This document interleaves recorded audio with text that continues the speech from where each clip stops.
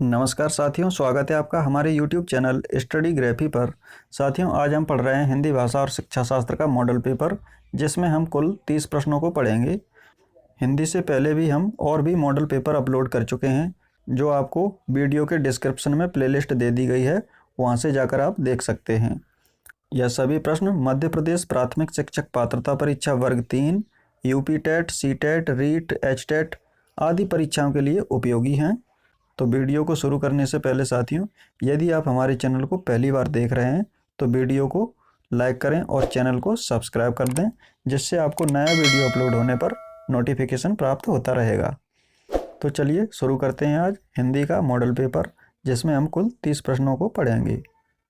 हिंदी के model paper का आज पहला प्रश्न, भाषा सीखने की कौन सी विधि मातृभाषा को मध्यस्थ बनाए बिना दूसरी भाषा को सीखने में सहायक होती है।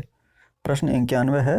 पहला प्रश्न, ऑप्शन ए अनुवाद विधि, ऑप्शन बी द्विभाषा विधि, ऑप्शन सी अप्रत्यक्ष विधि, ऑप्शन डी प्रत्यक्ष विधि। तो प्रश्न 91 का सही आंसर होगा यहाँ पर प्रत्यक्ष विधि। ऑप्शन डी इसका सही आंसर है। जो भाषा सीखने की विधि मातृभाषा के मध्यस्थ बनाए बिना दूसरी भाषा को सीखने में सहायक होती है, प्रत्यक्ष विधि। अगला प्रश्न 92, भाषा शिक्षण में खेल का सर्वाधिक महत्वपूर्ण स्थान है। ऑप्शन ए भाषा शिक्षक को कम श्रम करना पड़ता है, बी खेल भाषा को विस्तार देते हैं, ऑप्शन सी खेल में आनंद आता है, ऑप्शन डी खेल में शारीरिक विकास होता है। तो प्रश्न 92 का यहाँ पर सही आंसर रहेगा ऑप्शन बी, खेल भाषा को विस्तार देते हैं। भाषा शिक्षण में खेल का सर्वाधिक महत्वपूर्ण स्थान है, खेल भाषा को विस्तार देते हैं। अगला प्रश्न 93, पाठ के अंत में अभ्यास और गतिविधियों का उद्देश्य खाली स्थान नहीं है। ऑप्शन ए भाषा का विस्तार करना, ऑप्शन बी सृजनात्मकता का विकास करना, ऑप्शन सी बच्चों को अभिव्यक्ति के अवसर प्रदान करना, ऑप्शन डी प्रश्नों के उत्तर सरलता से याद करवाना। तो प्रश्न 93 का यहाँ पर सही आंसर रहेगा ऑप्शन डी, प्रश्नों के उत्तर सरलता से याद करवाना। यह उद्देश्य नहीं है, जबकि ए, बी और सी में दिए गए सभी उद्देश्य होते हैं। अगला प्रश्न 94, पठन पुस्तक के अंत में ऐसे अभ्यास एवं गतिविधियां हो जो ऑप्शन ए सरल भाषा वाले हों, ऑप्शन बी बच्चों को स्वयं कुछ करने और सीखने का अवसर प्रदान करें, ऑप्शन सी केवल पाठ से ही संबंधित हों, ऑप्शन डी अपनी बात कहने का पूरा मौका देना। तो प्रश्न 94 का सही आंसर है ऑप्शन बी, बच्चों को स्वयं कुछ करने और सीखने का अवसर प्रदान करें। अगला प्रश्न 95, भाषा शिक्षण में मौखिक कौशल के विकास के लिए खाली स्थान सबसे कम महत्वपूर्ण है। यहाँ सबसे कम महत्वपूर्ण बताना है क्या होता है। ऑप्शन ए बच्चों की बात को धैर्य से सुनना, ऑप्शन बी प्रश्नों के उत्तर पूछना, ऑप्शन सी अपनी बात कहने का पूरा मौका देना, ऑप्शन डी किसी विषय पर चर्चा करना। तो प्रश्न 95 का यहाँ पर सही आंसर रहेगा ऑप्शन डी, किसी विषय पर चर्चा करना सबसे कम महत्वपूर्ण होता है, जबकि ए और बी और सी में दिए गए अधिक महत्वपूर्ण होते हैं। अगला प्रश्न 96, भाषा सीखने में मातृभाषा का व्याघात, इसमें बताना है व्याघात होता है। ऑप्शन ए आंशिक रूप से होता है, ऑप्शन बी पूर्ण रूप से होता है, ऑप्शन सी नहीं होता है, ऑप्शन डी होता है। भाषा सीखने में मातृभाषा का व्याघात होता है, ऑप्शन डी इसका सही आंसर है।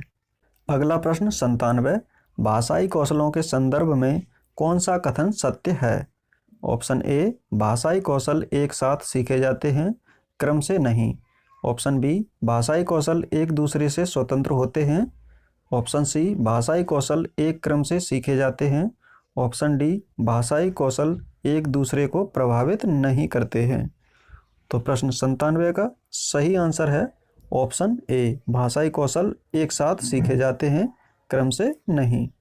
अगला प्रश्न 98, भाषा सीखने में होने वाली त्रुटियों के संदर्भ में कौन सा कथन सत्य नहीं है।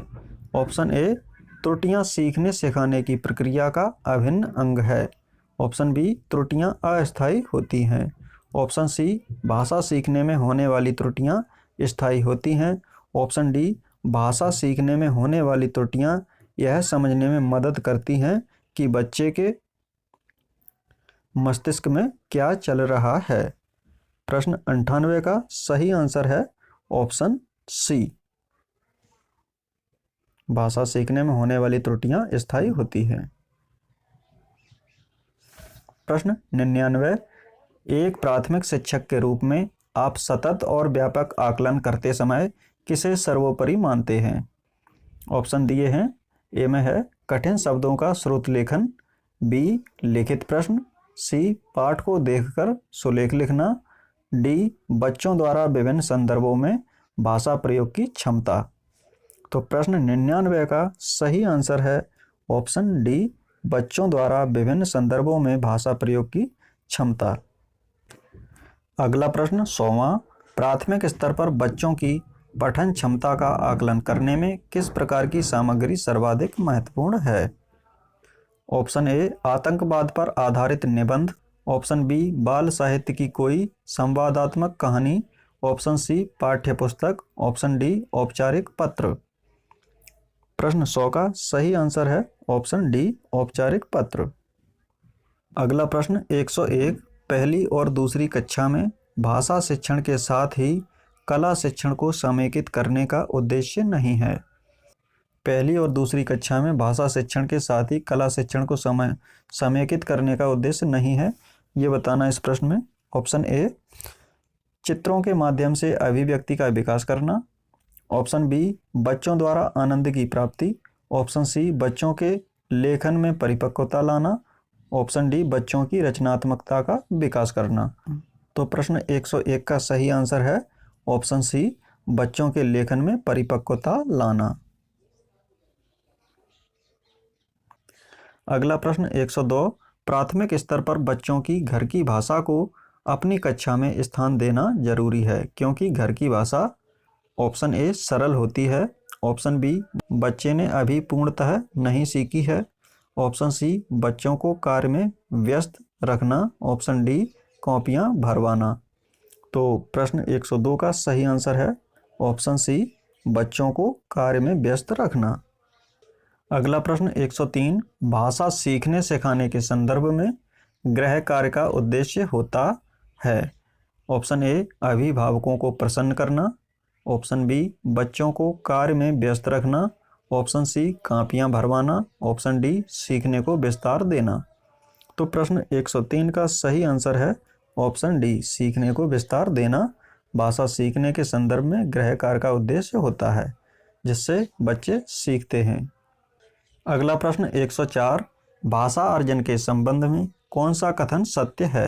4 कथन दिए गए हैं, इनमें से एक कथन सत्य है, 3 असत्य हैं। ऑप्शन ए भाषा सीखना एक उद्देश्य होता है, ऑप्शन बी भाषा समाज सांस्कृतिक परिवेश के अनुसार अर्थ ग्रहण की प्रक्रिया स्वाभाविक होती है, ऑप्शन सी भाषा अर्जन में बच्चे को बहुत अधिक प्रयास करना पड़ता है, ऑप्शन डी भाषा अर्जन में किसी अन्य भाषा का व्याघात होता है। तो इसमें प्रश्न 104 का सही आंसर है ऑप्शन बी, समाज सांस्कृतिक परिवेश के अनुसार अर्थ ग्रहण की प्रक्रिया स्वाभाविक होती है। अगला प्रश्न 105, भाषा विकास के संबंध में कौन सा कथन सही नहीं है। ऑप्शन ए भाषा विकास व्यक्ति निरपेक्ष है, ऑप्शन बी बड़ों से संपर्क भाषा विकास की गति को तीव्र कर देता है, ऑप्शन सी भाषा विकास व्यक्ति सापेक्ष है, ऑप्शन डी प्रारंभिक भाषाई परिवेश की संबद्धता भाषाई विकास में सहायक होती है। तो प्रश्न 105 का सही आंसर है ऑप्शन ए, भाषा विकास व्यक्ति निरपेक्ष है। यहाँ पर यह गद्यांश दिया गया है, इनमें से प्रश्नों के उत्तर देना है 106 से 120 तक। गद्यांश दिया है, सारा संसार नीले गगन के तले अनंत काल में रहता आया है, हम थोड़ी देर पर ही देखते हैं और क्षितिज जहाँ तक धरती और आकाश हमें मिलते दिखाई देते हैं, लेकिन जब हम वहाँ पहुँचते हैं तो यह नज़ारा आगे खिसकता चला जाता है, इस नज़ारे का कोई और छोर हमें नहीं दिखाई देता है। ठीक इसी तरह हमारा जीवन भी है। जिंदगी की न जाने कितनी उपमाएं दी जा चुकी हैं, लेकिन कोई भी उपमा पूर्ण नहीं मानी गई है, क्योंकि जिंदगी के इतने पक्ष हैं कि कोई भी उपमा उस पर पूरी तरह फिट नहीं बैठती। बर्नार्ड शॉ जीवन को खुली किताब मानते थे और यह भी मानते थे कि सभी जीवों को समान रूप से जीने का हक है। वह चाहते थे कि इंसान अपने स्वार्थ में अंधा होकर किसी दूसरे जीव का हक न मारे। यदि इंसान ऐसा करता है तो यह बहुत बड़ा अन्याय है। हमारे विचार स्वाभाविक रूप से एक दूसरे से मेल नहीं खाते हैं, लेकिन इसका मतलब यह नहीं होता है कि हम दूसरों को उसके जीने के हक से वंचित कर दें। यह खुला आसमान, यह प्रकृति और पूरा भूमंडल हमें दरअसल यही बता रहा है कि हाथी से लेकर चींटी तक सभी को समान रूप से जीवन बिताने का हक है। जिस तरह के खुले आसमान के नीचे प्राणी बिना किसी डर से जीने, सांस लेने के अधिकारी हैं, उसी तरह से मानव मात्र का स्वभाव भी होना चाहिए कि अपने जीने के साथ दूसरों से उनके जीने का हक न छीनें। यह आसमान हमें जिस तरह से भय से छुटकारा दिलाता है, उसी तरह से हमें भी मानव जाति से इन जीवों के डर से छुटकारा दिलाकर उन्हें जीने के लिए पूरा अवसर देना चाहिए।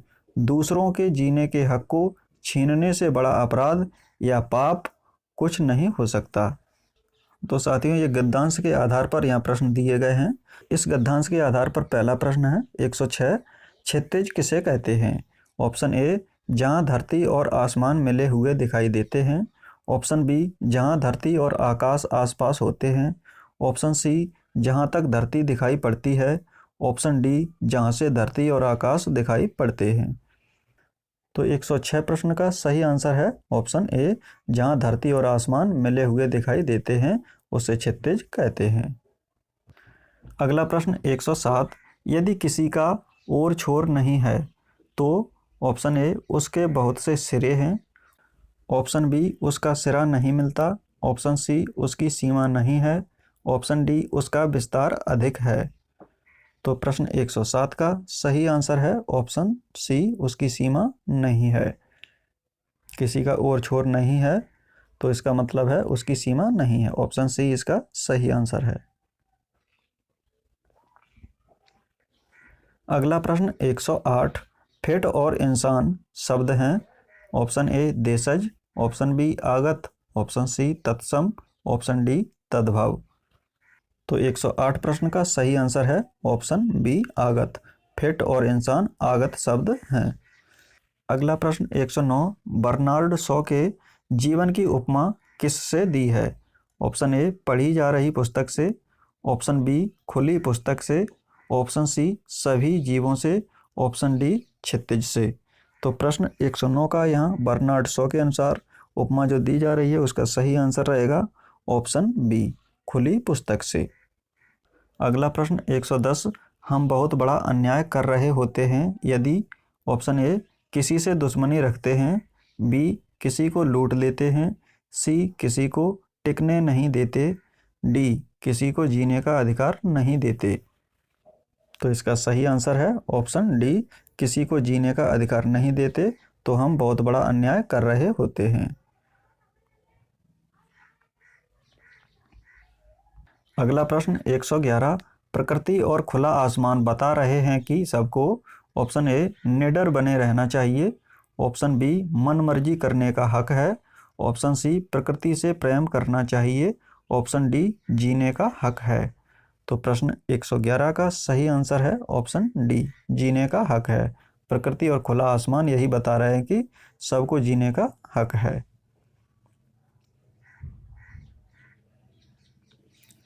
अगला प्रश्न 112, आसमान हमें दिलाता है ऑप्शन ए, रक्षा करने का वचन। ऑप्शन बी, साथ साथ रहने का आश्वासन। ऑप्शन सी, भय से छुटकारे का आश्वासन। ऑप्शन डी, भयभीत न करने का आग्रह।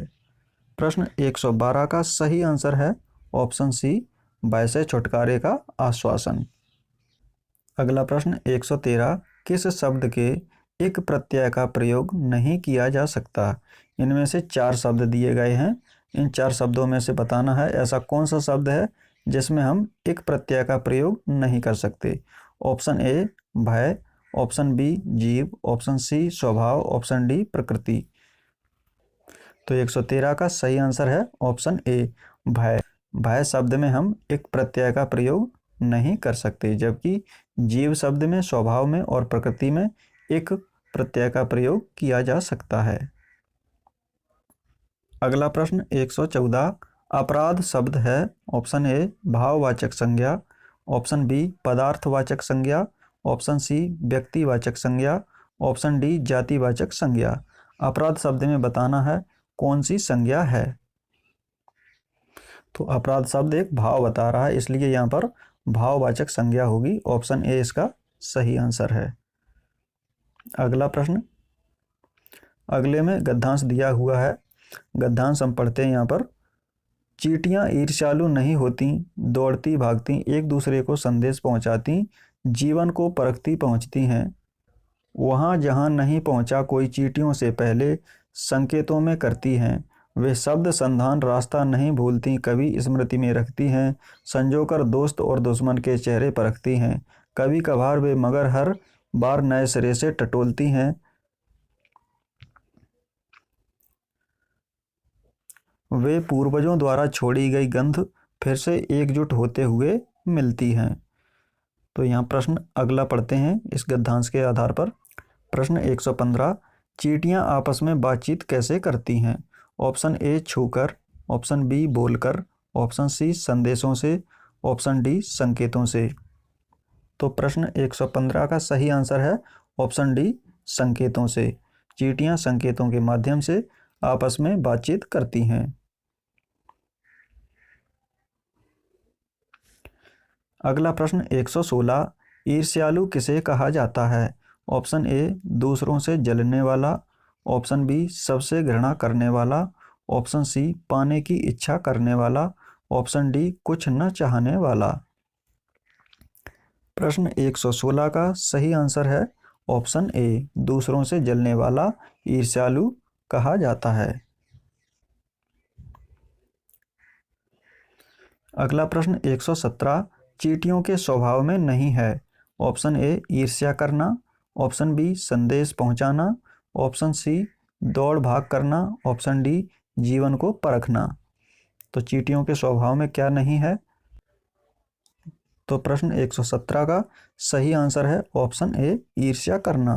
चींटियों के स्वभाव में ईर्ष्या करना नहीं होता है, जबकि संदेश पहुंचाना, दौड़ भाग करना और जीवन को परखना चींटियों के स्वभाव में है। अगला प्रश्न 118 बिखरी हुई चींटियां फिर से एकजुट कैसे होती हैं। ऑप्शन ए पूर्वजों की गंध से, ऑप्शन बी रास्ता टटोलने से, ऑप्शन सी मित्रों के सहयोग से, ऑप्शन डी शत्रुओं की चुनौती से। तो इसका सही आंसर है ऑप्शन ए पूर्वजों की गंध से। अगला प्रश्न 119 मित्र और शत्रु के चेहरों को चींटियां ऑप्शन ए पहचानती नहीं हैं, ऑप्शन बी बिखेर देती हैं, ऑप्शन सी भूल जाती हैं, ऑप्शन डी याद रखती हैं। तो प्रश्न 119 का सही आंसर है ऑप्शन डी याद रखती हैं। अगला प्रश्न 120 काव्यांश में मगर का अर्थ है। जो काव्यांश या गद्यांश ऊपर दिया हुआ था उसमें मगर शब्द का अर्थ बताना है। ऑप्शन ए केवल, ऑप्शन बी परंतु, ऑप्शन सी मगरमच्छ, ऑप्शन डी घड़ियाल। तो आप लोग प्रश्न क्रमांक 120 का उत्तर कमेंट बॉक्स में बताइएगा। तो यहाँ पर हमारे हिंदी भाषा और शिक्षा शास्त्र का मॉडल पेपर के 30 प्रश्न पूरे होते हैं। तो साथियों वीडियो देखने के लिए आपका बहुत बहुत धन्यवाद। और यदि आप हमारे चैनल को पहली बार देख रहे हैं तो चैनल को सब्सक्राइब करना ना भूलें। और यदि आपने अन्य विषय से संबंधित वीडियो नहीं देखे हैं तो चैनल के प्लेलिस्ट में जाएं, वहां पर आपको सभी प्रकार के वीडियो मिल जाएंगे, वहां से जाकर आप देख सकते हैं। तो मिलते हैं अगले वीडियो में, तब तक के लिए नमस्कार।